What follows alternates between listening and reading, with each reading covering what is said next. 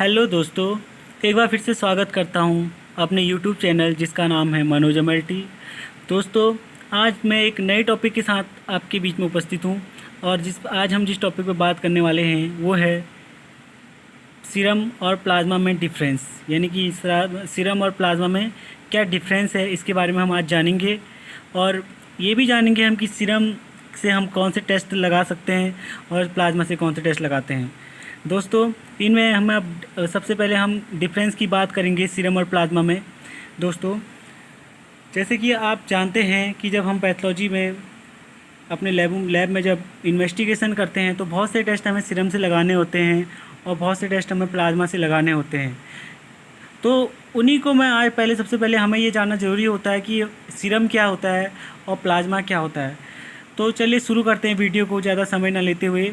तो दोस्तों, जो सीरम और प्लाज्मा है उसमें जब हम देखते हैं सीरम में क्या चीज़ होती है, जब हम किसी सीरम का जो सीरम में देखिए, आपको सबसे पहले मैं बता दूं आपको, सीरम में देखिए ये हम सैंपल लेते हैं तो इसमें सीरम में क्या होता है कि जो सेटल डाउन पार्ट होता है वो जब हम इसको सेंट्रीफ्यूज करते हैं सीरम को, तो जो सेटल डाउन पार्ट होता है वो ब्लड क्लॉट होता है, जैसे कि आरबीसीज होती है जिसमें, ठीक है।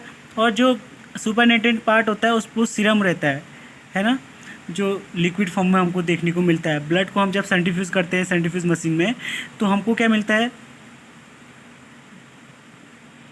हमको देखने को मिलता है सीरम और ब्लड क्लॉट, ठीक है। ये दो भागों में डिवाइडेड हो जाता है, सीरम और ब्लड क्लॉट में। किस में होता है ये? सीरम में, ठीक है। और दूसरी तरफ हम प्लाज्मा में जब देखते हैं, प्लाज्मा में क्या होता है कि प्लाज्मा 3 भागों में डिवाइड होता है हमारा। सबसे पहले जब हम सेंट्रीफ्यूज करते हैं तो सबसे पहले जो सुपरनेटेड पार्ट होता है वो होता है प्लाज्मा, ये प्लाज्मा। उसके बाद जो प्लाज्मा के बाद बफी कॉर्ड जिसे बोलते हैं, जिसमें हमारे WBCs और प्लेटलेट्स प्रेजेंट रहती हैं। 1% जो हमारे बॉडी में, जो हमारे सीरम में जो 1% प्लाज्मा में जो 1% जो WBCs और प्लेटलेट्स रहती हैं वो बफी कॉर्ड में रहती हैं। आपको मैंने इससे पहले जो मैंने वीडियो बनाया था उसमें मैंने आपको बताया था कि प्लाज्मा हमारी बॉडी में कितना परसेंटेज प्लाज्मा होता है, ब्लड में कितना % प्लाज्मा होता है। मैंने आपको कंपोजिशन में बताया था, ब्लड के कंपोजिशन में बताया था कि प्लाज्मा और क्या कहते हैं सेलुलर पार्ट मिलके ब्लड का कंपोजिशन करते हैं। तो प्लाज्मा जो होता है 55% हमारी बॉडी में प्रेजेंट रहता है। तो प्लाज्मा जब हमारी बॉडी में प्रेजेंट जो रहता है तो उसमें 55% में से हम जब देखते हैं उसमें ये सुपरनेटेड पार्ट प्लाज्मा है। उसके बाद हमको जो 45% जो हमारा सेलुलर पार्ट होता है, 55% हमारा प्लाज्मा होता है और जो बाकी बचा 45% होता है वो हमारा सेलुलर पार्ट होता है। सेलुलर पार्ट मीन्स जिसमें सेल्स प्रेजेंट होती है, जैसे WBC, प्लेटलेट्स और RBCs। तो जो 45% जो हमारा सेलुलर पार्ट होता है उसमें से 1% हमारा क्या होता है, बफी कॉर्ड होता है। उसमें क्या प्रेजेंट रहता है, जब हम सेंट्रीफ्यूज करते हैं तो उसमें ऐसे डिवाइडेड हमको देखने को क्या मिलता है कि सबसे सुपरनेटेड पार्ट क्या आता है, प्लाज्मा, उसके बाद बफी कॉर्ड, उसके बाद जो सेटल डाउन है वो RBCs है, एरिथ्रोसाइट जिन्हें बोला जाता है। तो ये बफी कॉर्ड होता है, इसमें WBCs और प्लेटलेट जो 1% हमारे ब्लड में 1% WBC और प्लेटलेट्स रहते हैं और बाकी जो 44% है वो इरेथ्रोसाइट रहते हैं। सेलुलर पार्ट में क्या रहता है, 44% इरेथ्रोसाइट और 1% WBC और प्लेटलेट। 1% में हमारे WBC भी रहेंगे और प्लेटलेट्स भी रहेंगी। दोस्तों, आपको समझ में आ रहा होगा जो मैं आपको समझाना चाहता हूँ। तो हम मेन बात करते हैं, आपको यहाँ तक समझ में आ चुका होगा कि सीरम, जैसे आपने जब लैब में हम काम करते हैं तो हमें देखने को मिलता है कि जब बहुत सारे टेस्ट हमारे पास आते हैं, जैसे कुछ प्लाज्मा से करने होते हैं, कुछ सीरम से करने होते हैं, तो उसको हम समझते हैं। सबसे पहले इसका डिस्कशन करते हैं कि इनका डिफरेंस क्या क्या है, इनमें डिफरेंस क्या है। चलिए आइए शुरू करते हैं डिफरेंस इनका जाने। दोस्तों, सीरम की बात जब हम करते हैं तो सीरम में क्या होता है, इसमें जो सीरम सबसे पहले हम पढ़ते हैं, पहला देखिए क्या लिखा है, serum is part of blood which does not contain clotting factor. जो सीरम होता है हमारा वो क्या होता है, वो ब्लड का एक पार्ट होता है। जैसे प्लाज्मा ब्लड का पार्ट है, वैसे सीरम भी ब्लड का एक पार्ट है, जो जिसमें क्या कहते हैं क्लॉटिंग फैक्टर प्रेजेंट नहीं होते हैं। तो यार दोस्तों ये बहुत इम्पोर्टेंट है। इसका सबसे पहला जो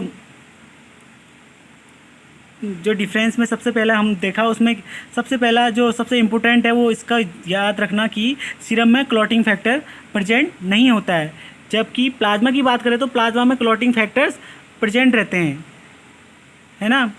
तो प्लाज्मा में क्या रहते हैं, क्लॉटिंग फैक्टर प्रेजेंट रहते हैं, ठीक है। सीरम में हमारे कोई भी क्लॉटिंग फैक्टर प्रेजेंट नहीं रहते हैं, ठीक। और प्लाज्मा में हमारे क्लॉटिंग फैक्टर प्रेजेंट रहते हैं। और फेब्रिनोज, और देखिए दूसरा डिफरेंस क्या है इसमें, जो दूसरा भी सबसे मोस्ट इम्पोर्टेंट इसका डिफरेंस है कि क्या है, इसमें फेब्रिनोजन इज एब्सेंट। किसमें, सीरम में फेब्रिनोजन एब्सेंट रहता है और प्लाज्मा में फेब्रिनोजन प्रेजेंट रहता है। ये क्या करता है, क्लॉटिंग का काम करता है। फेब्रिनोजन क्या है, क्लॉटिंग फैक्टर है, ठीक है। इसको याद रखना कि फेब्रिनोजन क्या है हमारी बॉडी में, क्लॉटिंग फैक्टर है। और ठीक है, और ये तीसरा इसमें डिफरेंस क्या है, no anticoagulants required for the separation of serum from blood, ठीक है।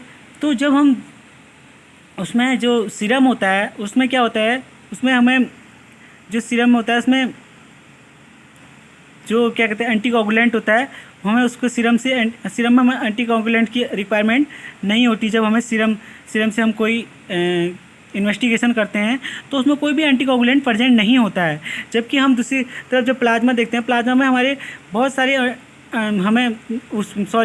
मैं आपको फिर से बता दूं इसको, जो ये है इसमें हमें किसी एंटीकोगुलेंट में हमें डालने की जब हमें सीरम चाहिए होता है वो किसी एंटीकोगुलेंट में डालने की ज़रूरत नहीं पड़ती। जैसे हमारे लैब में आते हैं, प्लेन वाइल आती है और EDTA वाइल आती है, सिट्रेट वाइल आती है ना, फ्लोराइड वाइल आती है, बहुत सारी वाइलें आती हैं। मैं उनके लिए अलग से सेपरेट वीडियो बनाऊंगा, तब उनमें वाइल्स के बारे में मैं बताऊंगा कि कौन कौन सी ट्यूब्स हमारे लैब में इस्तेमाल होती हैं, कौन से टेस्ट के लिए।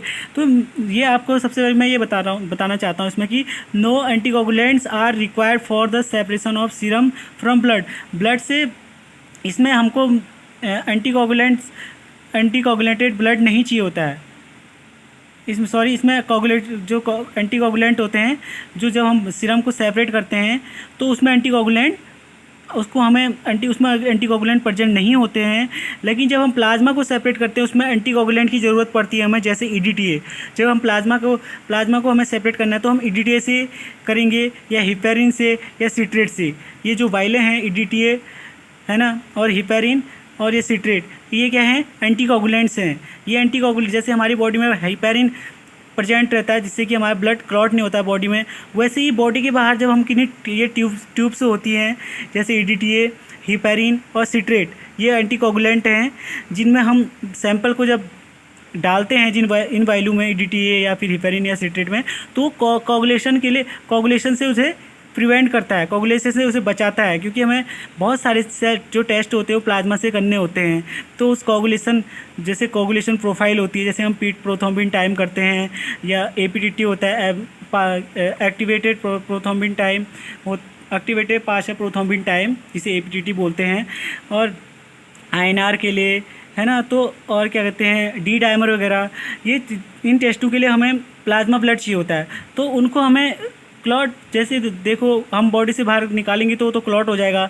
तो उनको क्लॉट से बचाने के लिए हमें ऐसे एंटीकोगुलेंट्स हमें क्या कहते हैं इस्तेमाल करने पड़ते हैं, जैसे EDTA, हिपेरिन और सिट्रेट।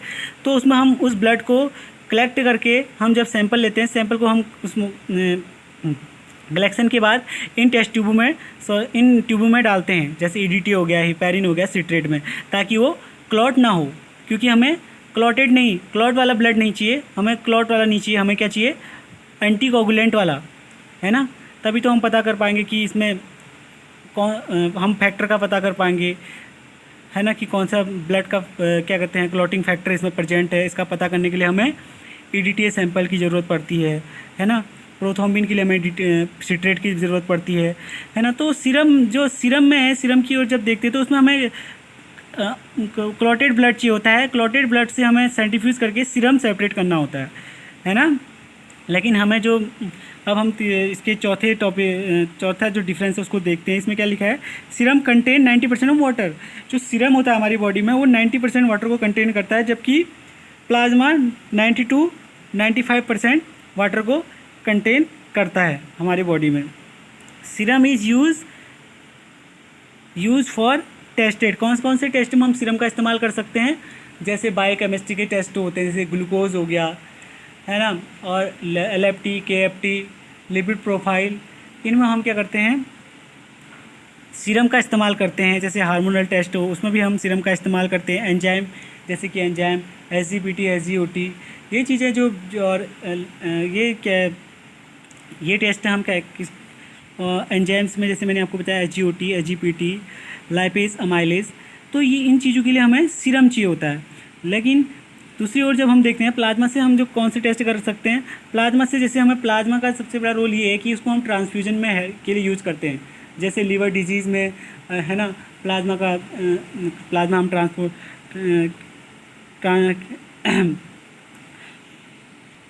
तो हम उसको ट्रांसफ्यूजन के लिए भी यूज़ करते हैं। प्लाज्मा को हम ट्रांसफ्यूजन में यूज़ करते हैं।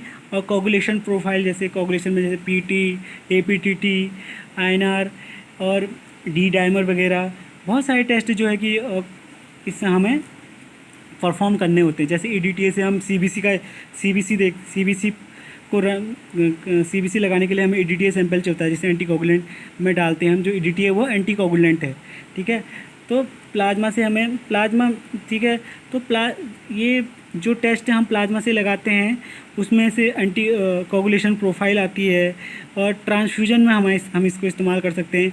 हार्मोन्स के लिए भी हम इस्तेमाल करते हैं, बहुत सारे हार्मोन्स में हम इसको इस्तेमाल कर सकते हैं प्लाज्मा को, है ना। तो बहुत अच्छे से मैं आपको समझाने की कोशिश करी है इस वीडियो में। तो आई होप आप लोगों को समझ में आ रहा होगा कि प्लाज्मा क्या है। प्लाज्मा, तो हमें प्लाज्मा के लिए सबसे पहले ये सबसे पहला अंतर जो डिफरेंस है प्लाज्मा और सीरम में, वो ये है कि इसको आपको हमेशा याद रखना कि सीरम में एंटीकोगुलेंट्स प्रेजेंट नहीं होते हैं, जबकि प्लाज्मा में एंटीकोगुलेंट्स प्रेजेंट होते हैं। जब हम प्लाज्मा और सीरम को सेपरेट करते हैं तो सीरम हमारे दो भागों में डिवाइड होता है, सीरम और ब्लड क्लॉट में।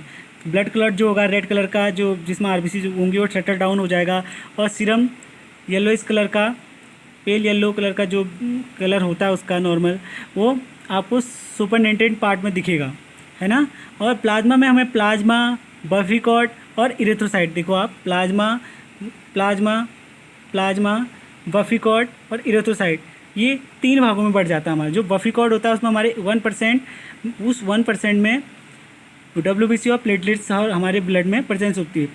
उन टोटल ब्लड में से 1% उसमें WBC और प्लेटलेट्स होंगी, 44% इरेथ्रोसाइट, बाकी जो 45% है उसमें प्लाज्मा, ठीक है। तो आपको आई होप कि आप लोगों को समझा पाया मैं। तो दोस्तों, अगर अगर ये वीडियो मैं समझाने में अगर सफल हुआ हूँ तो आप इसको शेयर कीजिए, लाइक कीजिए और सब्सक्राइब कीजिए मेरे चैनल को। और भी अगर आपको किसी भी टॉपिक पे मुझसे कोई क्वेश्चन करने हैं तो आप कर सकते हैं। जो भी MLT के स्टूडेंट हैं, स्पेशली BSc MLT के स्टूडेंट के लिए मैं वीडियो बनाते रहता हूं, और अपने सिलेबस से आप पूछ सकते हैं कि इस टॉपिक पे वीडियो बनाए। मैं उस टॉपिक पे वीडियो बना के आप लोगों के सामने उपस्थित करूंगा। तो दोस्तों, आई होप कि आप लोगों को समझ में आया होगा। ये वीडियो बहुत छोटा सा वीडियो है, इसमें इतना ज़्यादा कुछ है नहीं, बस आपको इतना डिफरेंस अंतर याद रखना है कि सीरम और प्लाज्मा में, कि उसमें सीरम में एंटीकोगुलेंट्स प्रेजेंट नहीं होते। एंटीकोगुलेंट्स मतलब जो ब्लड को जमने से रोकते हैं उसे एंटीकोगुलेंट बोलते हैं, ठीक है। एंटीकोगुलेंट मीन्स जो ब्लड को क्लॉट होने से रोकते हैं। जैसे हमारी बॉडी में हिपैरिन होता है जो ब्लड क्लॉट होने से रोकता है हमारी बॉडी के अंदर, ठीक है ना। वैसे ही बॉडी के बाहर जब हम टेस्ट करते हैं तो वैसे ही हम बॉडी के बाहर जिन एंटीकोगुलेंट्स का इस्तेमाल करते हैं, जैसे प्लाज्मा के लिए वो क्या है, EDTA है ना, सिट्रेट है, ये वाइल और हिपैरिन है। ये इन वाइल्स का इस्तेमाल करके और इन एंटीकोगुलेंट्स का इस्तेमाल करके हम क्या कहते हैं, कोगुलेशन से ब्लड को बचाते हैं, ठीक है। और उसके बाद दूसरा जो सबसे बड़ा डिफरेंस है वो है फेब्रिनोजन इज एब्सेंट होता है। फेब्रिनोजन मतलब जो क्लॉटिंग में हेल्प करता है। फेब्रिनोजन किसमें, सीरम में एब्सेंट होता है और प्लाज्मा में प्रेजेंट रहता है। थैंक यू दोस्तों, आज के लिए बस इतना ही।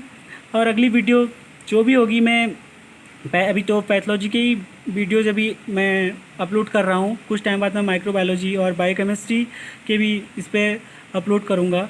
आई होप कि आपको ये वीडियो समझ में आया होगा। थैंक यू दोस्तों।